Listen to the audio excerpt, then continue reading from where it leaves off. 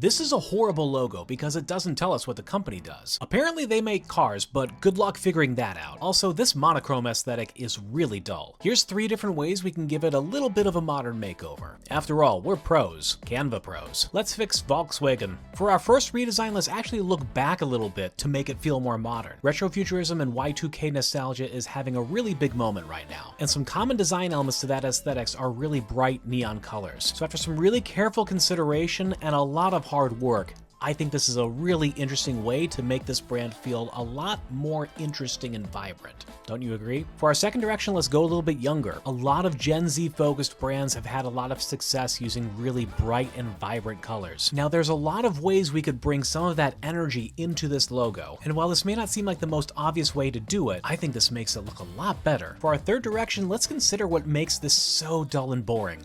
It's just kind of white. What if we integrated some gray? Millennial gray. I do like all of the different angles that are within the V and the W here and how it's encompassed in a circle, so let's lean into that a little bit, but find some ways that we can integrate some of those millennial color schemes into this logo. So while a lot of millennials can't really afford a house, maybe they'd be interested in getting a car. Playing around with shadow and balance, this is a way for us to not only make it white, but also gray, and even, you might be surprised, a little bit of black. Now that is incredibly interesting, and that is just some good design right there. When we started with this logo, it was stark, dull, no personality, and you couldn't tell what they did. And while with these redesigns you still can't tell that they make cars just from looking at it, I think there's a lot of really interesting energy coming through all of these very different and unique design treatments. And before you ask, yes, this is all very serious. I wouldn't dream of making a joke about using Canva to do logo design.